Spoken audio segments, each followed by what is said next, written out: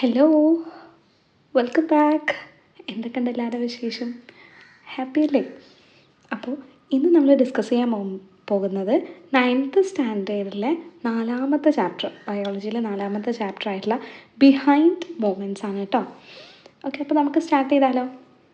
Okay, ഈ ചാപ്റ്ററിൽ നമ്മൾ എന്താ കൂടുതലായിട്ട് നോക്കുന്നത്?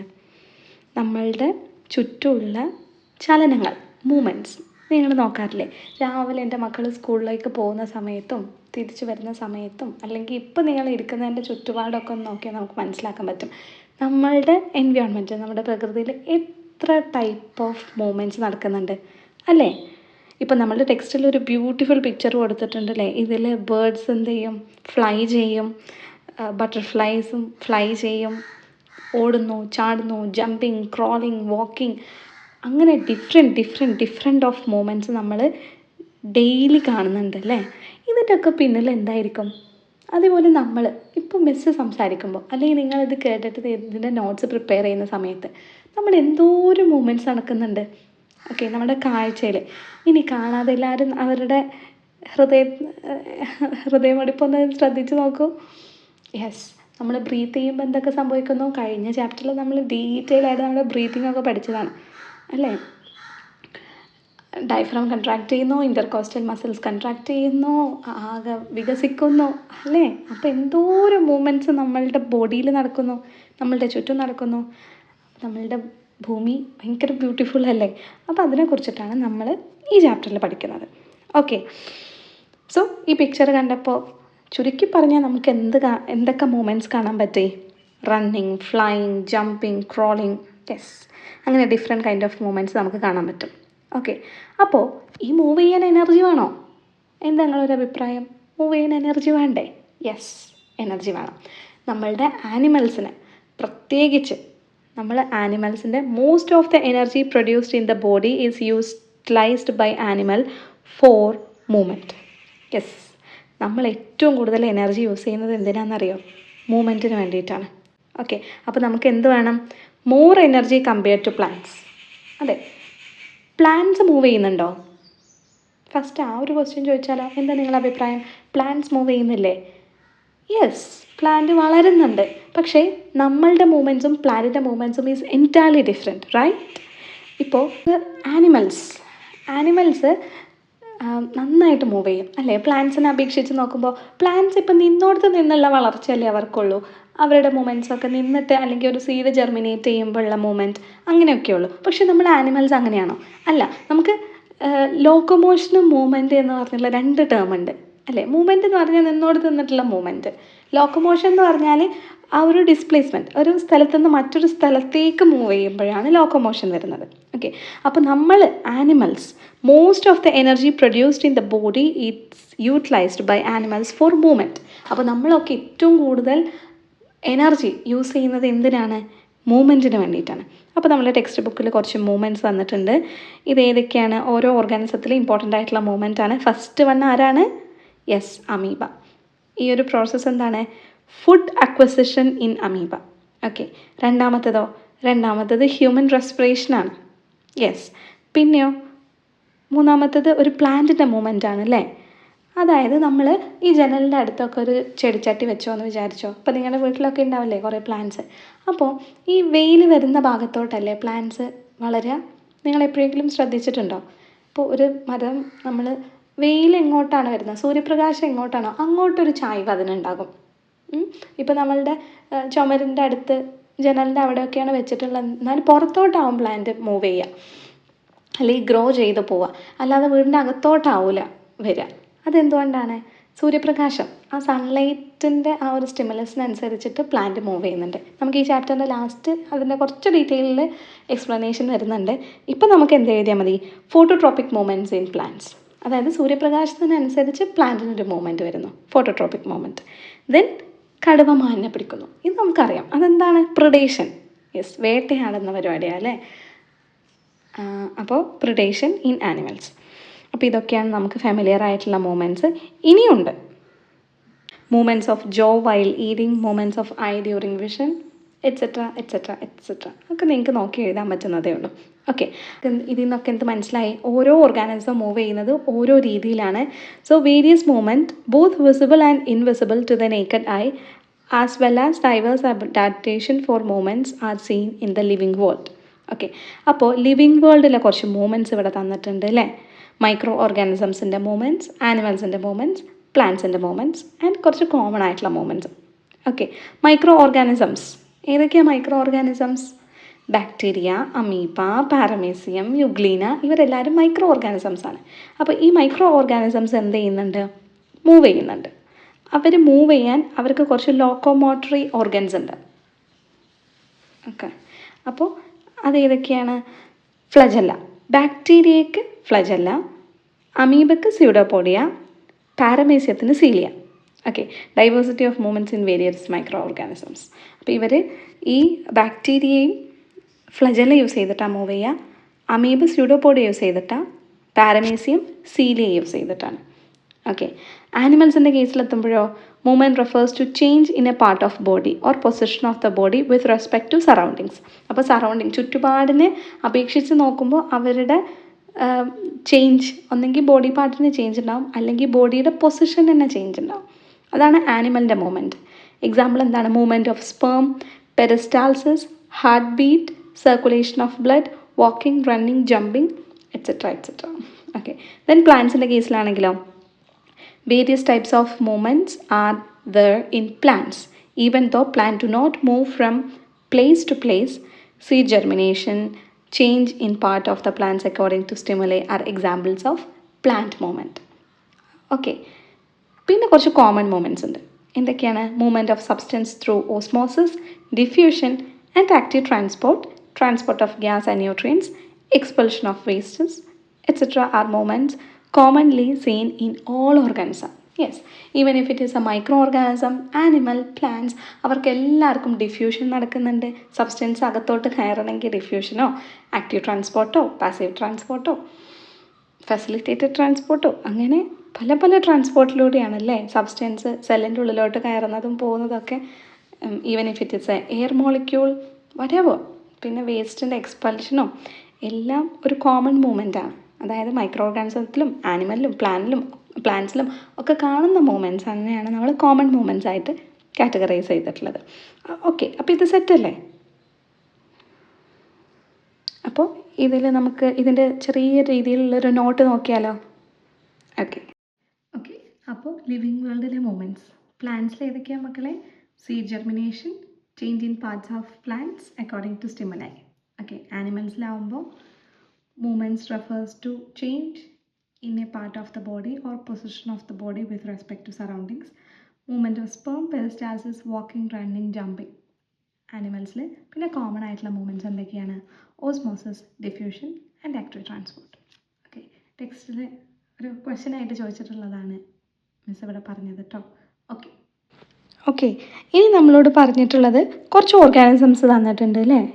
ഈ പിക്ചറിൽ കാണുന്ന ഇവരുടെ മൂവ്മെൻറ്റിനെ ഹെൽപ്പ് ചെയ്യുന്ന മീൻസ് ഓഫ് മൂവ്മെൻറ്റ്, ഇവരെ മൂവ്മെൻറ്റിനെ ഹെൽപ്പ് ചെയ്യുന്നത് എന്താണെന്നുള്ളത് എഴുതി കൊടുക്കണം. സോ ഫസ്റ്റ് പാരമീസിയത്തിൻ്റെ മൂവ്മെൻറ്റിനെ ഹെൽപ്പ് ചെയ്യുന്നത് എന്താണ്? നമ്മൾ നേരത്തെ പറഞ്ഞു, ഇറ്റ്സ് സീലിയ. ഓക്കെ, യുഗ്ലീനൻ്റെത് ഫ്ലജല്ലം. ഓക്കെ, ഇതാ യുഗ്ലീനൊക്കെ കാണുന്നില്ലേ? ഇതാണ് യുഗ്ലീനൻ്റെ ഫ്ലജല്ലം, ഇതാണ് സീലിയ, ഈ മുടിയുടെ നാര് പോലെ കാണുന്നത്. പിന്നെ ഫിഷിൻ്റെ ഫിൻസ്, ഈ ചിറക് പോലെ കാണുന്നില്ലേ? ഇതും ഉണ്ട്, ടെയിലും ഉണ്ട് കേട്ടോ. ഇതും ഒക്കെ ഫിഷിനെ ഹെൽപ്പ് ചെയ്യുന്നതാണ്. ഫ്രോഗിന് പിന്നെ മുൻകാലും ബാക്കിലെ കാലും, 4 limbs ആൻഡ് ഹിൻഡ് ലിംസ്. വെയിലിന് തുഴകൾ എന്നാണ് നമ്മൾ മലയാളത്തിൽ പറയുക, ഫ്ലിപ്പേഴ്സ് ആണ്. അല്ലാതെ നമ്മൾ വെയിലിൻ്റെ ചിറക് എന്ന് അങ്ങനെ പറയാറില്ല, വെയിലിന് ഫ്ലിപ്പേഴ്സ് എന്നാണ് പറയാം, തുഴകൾ. ഓക്കെ, ദെൻ ബേർഡ്സിന് വിങ്സ്. ഓക്കെ, പിന്നെ നമ്മളോട് പറഞ്ഞിട്ടുള്ളത് ഈ ടേബിൾ നമുക്ക് മോർ ഓർഗാനിസംസിനെ ഇൻക്ലൂഡ് ചെയ്യാൻ പറഞ്ഞിട്ടുണ്ട്. So bacteria, flagellum, amoeba, pseudopodia, hydra, tentacles, cockroach, legs and wings, earthworm, setae, lizard, legs, bird, wings. ഇത് മിസ് ഉൾപ്പെടുത്തിയതാണ്. നിങ്ങൾക്ക് വേണമെങ്കിൽ വേറെ എക്സാമ്പിൾസൊക്കെ എഴുതാം കേട്ടോ. അപ്പോൾ കുറച്ച് എക്സാമ്പിൾസ് ഓഫ് ഓർഗാനിസംസും അവരുടെ മീൻസ് ഓഫ് മൂവ്മെൻറ്റും കൂടെ നമ്മൾ ഇതിൽ ഉൾപ്പെടുത്തിയെന്നേ ഉള്ളൂ. ഓക്കെ, അപ്പോൾ ഇത് സെറ്റല്ലേ? ഇനി അപ്പോൾ ഇനി നമുക്ക് കുറച്ച് ബോഡി മൂവ്മെൻറ്റ്സ്, നമ്മളുടെ ഹ്യൂമൻ ബോഡിയിലെ മൂവ്മെൻറ്റ്സിനെ കുറിച്ചിട്ട് കാണാം.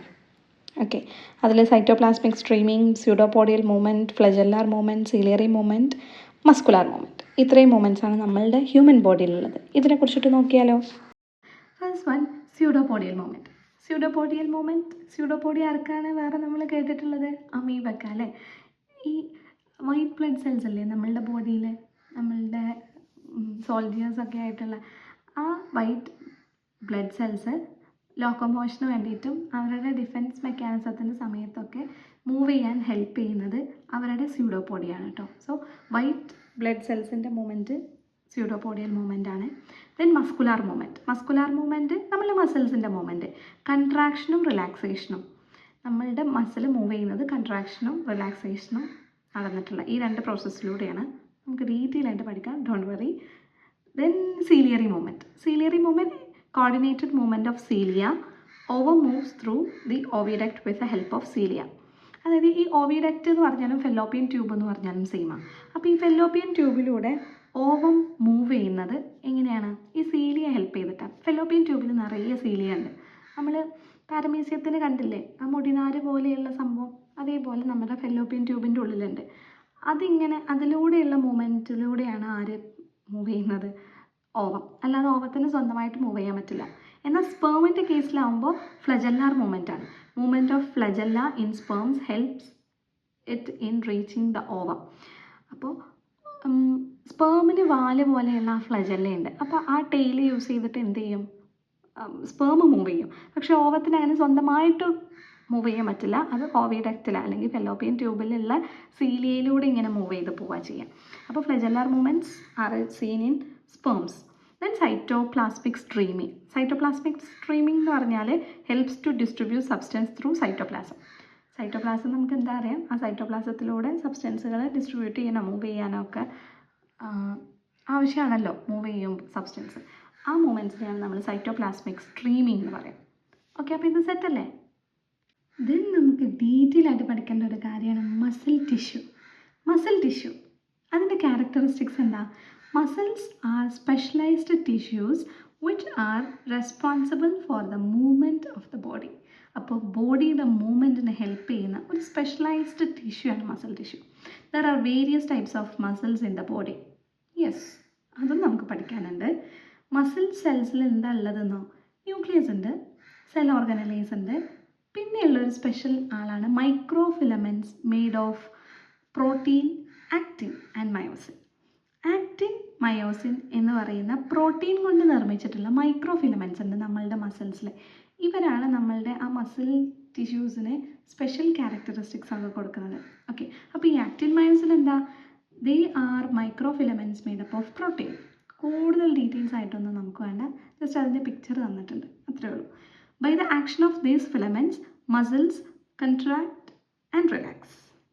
Okay, this enable body movements. അപ്പോൾ ബോഡി മൂവ്മെൻറ്റിന് ഹെൽപ്പ് ചെയ്യുന്നത് ഇവരുടെ കൺട്രാക്ഷനും റിലാക്സേഷനാണ്. ഈ കൺട്രാക്ഷൻ ഒക്കേഴ്സ് ത്രൂ, ഇതൊരു സ്ലൈഡിങ് ഫിലമെൻറ്റ് തിയറി എന്ന് പറയുന്ന ഒരു തിയറി ഉണ്ട്. നമുക്ക് ഇത്ര ഡീറ്റെയിൽ വേണ്ട, എന്നാലും മിസ്സ് പറയാം. എൻ്റെ മക്കൾ ഇത് അറിയണം എന്ന് വിചാരിച്ചിട്ടാണ്. സോ ഈ മസിൽ കൺട്രാക്ഷൻ നടക്കുന്നതിൻ്റെ എക്സ്പ്ലെയിൻ ചെയ്യുന്ന ഒരു തിയറിയാണ് സ്ലൈഡിങ് ഫിലമെൻറ്റ് തിയറി. ഇതിലെന്താ പറയുന്നത്? Actin and myosin filaments slide past each other resulting in muscle shortening. ഇവർ അങ്ങോട്ടും ഇങ്ങോട്ടും സ്ലൈഡ് ചെയ്ത് പോവുക ചെയ്യുക. അപ്പോൾ അങ്ങനെ പോകുന്ന സമയത്ത് എന്ത് ചെയ്യും? മസിൽ ഷോർട്ടാവും. പിന്നെ അത് ബാക്ക് ടു നോർമൽ പൊസിഷൻ ആകുമ്പോൾ അത് റിലാക്സ് ചെയ്തിട്ട് നോർമൽ പൊസിഷനിലോട്ട് വരും. അങ്ങനെയുള്ള മൂവ്മെൻറ്റാണ് സ്ലൈഡിങ് ഫിലമെൻറ്റ് തിയറി എന്ന് കേൾക്കുമ്പോൾ എൻ്റെ മക്കൾ ആലോചിക്കണം, ഇത് മസിൽ കൺട്രാക്ഷൻ ആൻഡ് റിലാക്സേഷൻ, മസിലിൻ്റെ മൂവ്മെൻറ്റിനെ ഹെൽപ്പ് ചെയ്യുന്ന തിയറിയാണല്ലോ, അല്ലെങ്കിൽ ഈ കൺട്രാക്ഷൻ ഒക്കർ ചെയ്യുന്ന ഈ തിയറി ബേസ്ഡ് ആണല്ലോ എന്നുള്ളത് നിങ്ങളൊന്ന് ആലോചിക്കാൻ വേണ്ടിയിട്ട് മാത്രം മിസ് പറഞ്ഞു എന്നേ ഉള്ളൂ.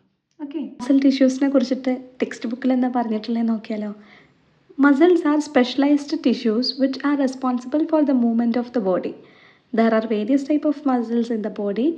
These are formed of muscle cells. Muscle cells contain nucleus and almost all cell organelles. However, unlike the others, they contain more microfilament made up of proteins such as actin and myosin. By the action of these filaments, muscles contract and relax. This enable the body movement. കണ്ടോ, ഈ ഒരു picture എൻ്റെ മക്കൾ not ചെയ്യണം. നമ്മളുടെ text ബുക്കിലുള്ള ഒരുവിധം എല്ലാ ഡയഗ്രാംസും നമുക്ക് വെരി വെരി ഇമ്പോർട്ടൻ്റ് ആണ്. സോ ഇതിലിപ്പോൾ നമുക്ക് എന്ത് ചെയ്യാൻ പറ്റും, നമ്മുടെ ക്വസ്റ്റ്യൻ തരുമ്പോൾ ഈ ആക്റ്റിൻ മയോസിൻ അതവിടെ കൊടുക്കാതെ ഈ ഒരു പിക്ചർ തന്നിട്ട് ഫിൽ ഇൻ ദ ബ്ലാങ്ക് എന്ന് പറയും. ആക്റ്റിൻ മയോസിൻ കോളം ബ്ലാങ്ക് ആക്കിയിട്ട് എന്നിട്ട് നമ്മളോട് അത് നോക്കി അതിൻ്റെ കാര്യങ്ങളൊക്കെ എഴുതാൻ പറയും, അതെന്താണെന്ന് എഴുതാൻ പറയും. അങ്ങനെയൊക്കെ ചോദിക്കാൻ ചാൻസ് ഉണ്ട്. സോ നിങ്ങൾ ഡയഗ്രാംസ് ഒന്നും മിസ് ചെയ്യരുത്. ഓക്കെ,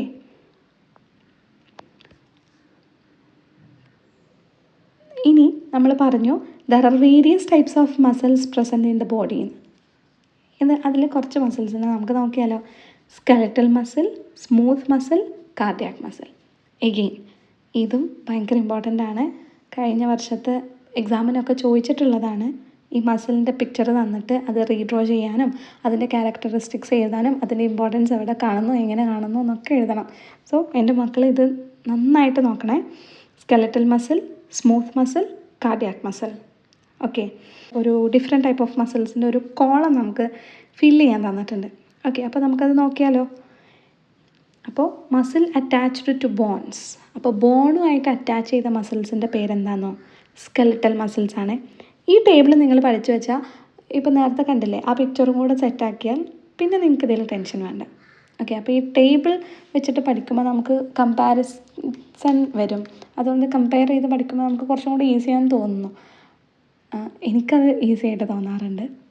ഓക്കെ, സോ കോളത്തിൽ എന്താ തന്നിട്ടുള്ളത്, muscle attached to bones, hollow internal ഓർഗൻസിൽ കാണുന്ന മസിൽസിനെ പറഞ്ഞിട്ടുണ്ട്. Muscle present in the wall of the heart. Okay, അപ്പോൾ ഇത് ഏതൊക്കെയാണെന്ന് നോക്കാം. അപ്പോൾ muscle attached to the bone is skeletal muscle. Okay, hollow internal ഓർഗനിലാണെങ്കിൽ ദാറ്റ് ഇസ് സ്മൂത്ത് മസിൽ. നമ്മുടെ സ്റ്റൊമക്ക്, ഇൻറ്റസ്റ്റൈൻ പോലെയുള്ള ഇൻറ്റേർണൽ ഓർഗൻസിലുള്ളത് സ്മൂത്ത് മസിലാണ്. ബോണുമായിട്ട് അറ്റാച്ച് ചെയ്ത് തന്നെ നമ്മൾ അസ്ഥിപേശി എന്നൊക്കെ പറയും, സ്കെലറ്റൽ മസിൽ. മൃദുലപേശി സ്മൂത്ത് മസിൽ. ഹൃദയപേശിയാണ് കാർഡിയാക് മസിൽസ്. കാർഡിയാക് മസിൽസ് ഹൃദയത്തിൽ മാത്രമേ കാണുള്ളൂ കേട്ടോ, പേരിൽ പോലെ തന്നെ. കാർഡിയാക് മസിൽ ഹാർട്ടിൻ്റെ വാളിൽ മാത്രം കാണപ്പെടുന്നതാണ്. പിന്നെ സ്കെലറ്റൽ മസിലിൻ്റെ ഷേപ്പ് എന്ന് പറയുന്നത് സിലിണ്ടറാണ്. സ്മൂത്ത് മസിലിൻ്റെ സ്പിൻഡിലാണ്. ഹാർട്ടിൻ്റെ മസിൽസിൽ കാർഡിയാക് മസിലിൻ്റെ ബ്രാഞ്ചാണ്. ഓക്കെ, സ്കെലറ്റൽ മസിലുമായിട്ട് കുറച്ചൊരു കണക്ഷൻ ഉണ്ട്, പക്ഷേ ബ്രാഞ്ച് ഉണ്ട്. അതാണ് അവർ തമ്മിലുള്ള മെയിൻ ഡിഫറൻസ്. ദെൻ സ്ട്രയേഷൻസ്, കുറുകെയുള്ള വരകൾ രണ്ട് മസിൽസിനുണ്ട്. ഏതൊക്കെയാണ്? സ്കെലറ്റൽ മസിൽസിനും കാർഡിയാക് മസിൽസിനും സ്ട്രയേഷൻസ് ഉണ്ട്, ബട്ട് സ്മൂത്ത് മസിലിനില്ല. പിന്നെ ആകെ ബ്രാഞ്ചസ് ഉള്ള ഒരേ ഒരു മസിൽ എന്ന് പറയുന്നത് കാർഡിയാക് മസിലാണ്. ബാക്കി രണ്ട് മസിൽസിനും ബ്രാഞ്ചസ് ഇല്ല. Okay, then control of muscles according to one's will. അതായത് നമ്മളുടെ ഇഷ്ടപ്രകാരം നമുക്ക് കൺട്രോൾ ചെയ്യാൻ പറ്റുന്ന മസിലുകൾ. ആകെ നമുക്ക് സ്കെലറ്റൽ മസിലിന് മാത്രമേ നമ്മുടെ ഇഷ്ടത്തിനനുസരിച്ച്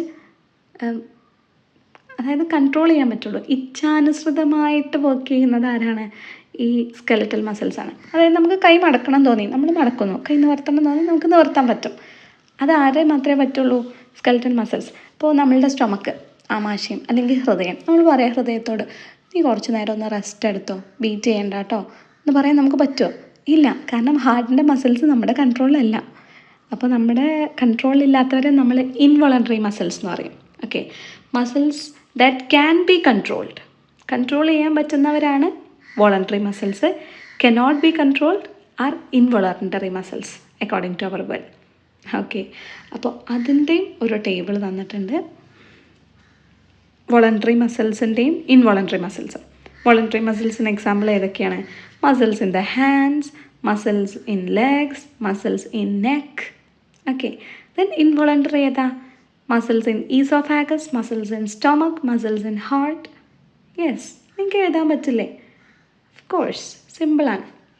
ഓക്കെ, പിന്നെ ഇവിടെ ഒരു ക്വസ്റ്റ്യൻ തന്നിട്ടുണ്ടല്ലേ, how is the action of involuntary muscles controlled? അത് നമുക്ക് നോക്കിയാലോ. അപ്പോൾ നമ്മളുടെ involuntary muscles is controlled by autonomic nervous system. ANS autonomic nervous സിസ്റ്റമാണ് നമ്മളുടെ ഇൻവോളണ്ടറി മസിൽസിനെ കൺട്രോൾ ചെയ്യുന്നത്. And various physiological mechanisms such as neuro transmitters and hormones ഇവരെല്ലാവരുമാണ് നമ്മളെ ഇൻവോളണ്ടറി മസിൽസിനെ ഹാൻഡിൽ ചെയ്യുന്നത് കേട്ടോ. അതാണ് അവർ തമ്മിലുള്ളൊരു ഡിഫറൻസ്. നെക്സ്റ്റ് ഇമ്പോർട്ടൻ്റ് ആയിട്ടുള്ളൊരു ടോപ്പിക്കാണ് ഹാൻഡിൻ്റെ മൂവ്മെൻറ്റ് എങ്ങനെ നടക്കുന്നു. Movement in hand. അതെ, നമ്മൾ സിമ്പിളായിട്ട് നമ്മുടെ കൈ മടക്കുന്നോ നിവർത്തുന്നോ മടക്കുന്നോ നിവർത്തുന്നോ, പക്ഷേ ഇതിൻ്റെ പിന്നിലും കുറേ മസിൽസും വർക്കിങ്ങും ഒക്കെ ഉണ്ട്. അതെങ്ങനെയാണെന്ന് നോക്കിയാലോ, വളരെ സിമ്പിളായിട്ട്. ഓക്കെ, അപ്പോൾ മെയിനായിട്ട് നമ്മളുടെ കൈയിൻ്റെ ഈ ഷോൾഡറിൻ്റെ അടുത്തുള്ള ഈ എല്ലില്ലേ, ആ എല്ലിൻ്റെ പേര് ഹ്യൂമറസ് എന്നാണ്. ആ എല്ലിനോട് അറ്റാച്ച് ചെയ്തിട്ടുള്ള 2 മസിൽസ് ഉണ്ട്. ഓക്കെ, മുകളിൽ കാണുന്നത് ഫ്ലക്സർ മസിലും താഴെ കാണുന്നത് എക്സ്റ്റെൻസർ മസിലും. ഓക്കെ, മലയാളത്തിൽ ഫ്ലക്സർ മസിൽസിനെ നമ്മൾ മടക്കൽ പേശി എന്നും എക്സ്റ്റെൻസർ മസിലിനെ നമ്മൾ നിവർത്തൽ പേശി എന്നാണ് പറയാം. ഓക്കെ, ഇവിടെ നമ്മൾ ഫ്ലക്സർ ആൻഡ് എക്സ്റ്റെൻസർ. പിന്നെ ടെൻഡൻ എന്ന് പറയുന്നൊരു പോർഷനുണ്ട്. അതെന്താണെന്ന് വെച്ചാൽ നമ്മളുടെ മസിലിനെ ബോണുമായിട്ട് കണക്ട് ചെയ്യിപ്പിക്കുന്ന ആളുടെ പേരാണ് കേട്ടോ ടെൻഡൻ. പിന്നെ ബോൺസും. ഓക്കെ, അപ്പോൾ എന്താ സംഭവിക്കുന്നത് നോക്കാം, മടക്കുമ്പോഴും നിവർത്തുമ്പോഴും. ഓക്കെ, സോ നമ്മളുടെ ഹാൻഡിൻ്റെ മൂവ്മെൻറ്റിന് മെയിനായിട്ട് കോൺട്രിബ്യൂട്ട് ചെയ്യുന്നത് ഫ്ലെക്സർ ആൻഡ് എക്സ്റ്റെൻസർ മസിൽസ് ആണ്. The importance of connecting 2 tips of the muscle to bones. മസിലിൻ്റെ 2 പോർഷനും ബോണുമായിട്ട് കണക്ട് ചെയ്തിട്ടുണ്ട്. അതെന്തിനാ? പ്രോപ്പർ കൺട്രോൾ ആൻഡ് മൂവ്മെൻറ്റിന് വേണ്ടിയിട്ടാണ്. Okay, the change that should occur to the 2 muscles in order to fold the hand. Fold hand എന്ന് പറയുമ്പോൾ കൈ മടക്കാൻ എന്താ വേണ്ടത്? Flexor muscle contract, extensor muscle relax. മടക്കുമ്പോൾ മടക്കൽ പേശി കൺട്രാക്ട് ചെയ്യും, നിവർത്തൽ പേശി അയയും.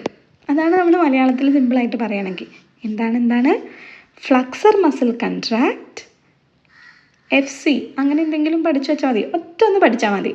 ഫ്ലക്സർ മസിൽ കൺട്രാക്ട് ചെയ്യും, എക്സ്റ്റെൻസർ മസിൽ റിലാക്സ് ചെയ്യും. അപ്പോൾ കൈ നിവർത്തുമ്പോഴോ സ്ട്രെച്ച് ചെയ്യുമ്പോഴോ extensor muscle contract, flexor muscle relax. Simple, opposite ആയിട്ടുള്ളതാണ്. ഓക്കെ, സോ നമ്മൾ സ്ട്രെച്ച് ചെയ്യുമ്പോഴും ഫോൾഡ് ചെയ്യുമ്പോഴും ഓപ്പോസിറ്റ് റിയാക്ഷൻസ് ആണ് നടക്കുന്നത്, ഓപ്പോസിറ്റ് ആക്ഷൻസ് ആണ് നടക്കുന്നത്. ഫ്ലക്സർ മസിൽ കൺട്രാക്ട് ചെയ്യുന്നു, എക്സ്റ്റെൻസർ മസിൽ റിലാക്സ് ചെയ്യുന്നു ഫോൾഡ് ചെയ്യുമ്പോൾ.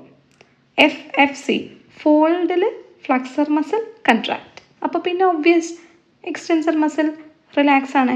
അപ്പോൾ ഫോൾഡ് ചെയ്യുമ്പോൾ കൺട്രാക്ട് ചെയ്താൽ സ്ട്രെച്ച് ചെയ്യുമ്പോൾ അത് റിലാക്സ് ചെയ്യും വേണം. ഓക്കെ, അപ്പോൾ എന്താണ്, ഇതൊക്കെ ഓപ്പോസിറ്റ് റിയാക്ഷൻസ് ആണ്. റിയാക്ഷൻ അല്ല കേട്ടോ മക്കളെ, ആക്ഷനാണ്. മിസ്സിന് തെറ്റിപ്പോയതാണ്. ആക്ഷൻ എന്നാണ് പറയേണ്ടത് കേട്ടോ. ഇടയ്ക്ക് കെമിസ്ട്രിയിൽ റിയാക്ഷനും കൊണ്ട് അങ്ങനെ തള്ളിക്കയറി വരുന്നതുകൊണ്ട്. ഓക്കെ, അപ്പോൾ എന്താണ് ചുരുക്കി പറഞ്ഞാൽ മൂവ്മെൻറ്റ് ഓഫ് ഹാൻഡിൽ 2 മസിൽസാണ് മെയിൻ ആൾക്കാർ, ഫ്ലക്സർ മസിലും എക്സ്റ്റെൻസർ മസിലും. ഫോൾഡ് ചെയ്യുന്ന സമയത്ത് ഫ്ലക്സർ മസിൽ കൺട്രാക്ട് ചെയ്യുന്നു, എക്സ്റ്റെൻസർ മസിൽ റിലാക്സ് ചെയ്യുന്നു. സ്ട്രെച്ച് ചെയ്യുന്ന സമയത്ത് ഫ്ലക്സർ മസിൽ റിലാക്സ് ചെയ്യുന്നു, എക്സ്റ്റെൻസർ മസിൽ കൺട്രാക്ട് ചെയ്യുന്നു. സിമ്പിൾ. ഓക്കെ, അപ്പോൾ നമ്മൾ ഇത്രയും സമയം എന്താ പറഞ്ഞത്, മസിൽസ് കൺട്രാക്ട് ചെയ്തുന്നു, റിലാക്സ് ചെയ്യുന്നു, അതുകൊണ്ട് മസിൽ മൂവ് ചെയ്യുന്നു എന്നൊക്കെ. ഇനിയിപ്പോൾ അടുത്ത ക്വസ്റ്റ്യൻ, ഈ മസിൽ മാത്രം ഉണ്ടായാൽ മതിയോ മൂവ് ചെയ്യാൻ? എന്താ നിങ്ങളൊരു അഭിപ്രായം? നോ, ആരും കൂടെ വേണം. Bones are also very very important അല്ലേ? അപ്പോൾ ഹ്യൂമൻ ബീയിങ്ങിൽ muscles are connect to either bones or to cartilage. അതൊരു പുതിയ വാക്കാണോ? നമുക്ക് പഠിക്കാം കേട്ടോ, ഡോണ്ട് വെറി. ഓക്കെ, അപ്പോൾ നമ്മളുടെ ഹ്യൂമൻ ബീയിങ്ങിൽ മസിൽ ഒന്നെങ്കിൽ ബോൺസ്, എല്ലുകൾ, അസ്ഥികളുമായിട്ടാണ് കണക്ട് ചെയ്തിട്ടുള്ളത്, അല്ലെങ്കിൽ കാർട്ടിലേജ്, തരുണാസ്ഥിയായിട്ടാണ് കണക്ട് ചെയ്തിട്ടുള്ളത്. Okay, so diversity of movements are made possible due to the combined action of muscles and bones. Observing the skeleton in your school lab and analyze illustration 4.7, develop an understanding of the 2 divisions in human skeletal system. Label the parts and complete the illustration. Okay.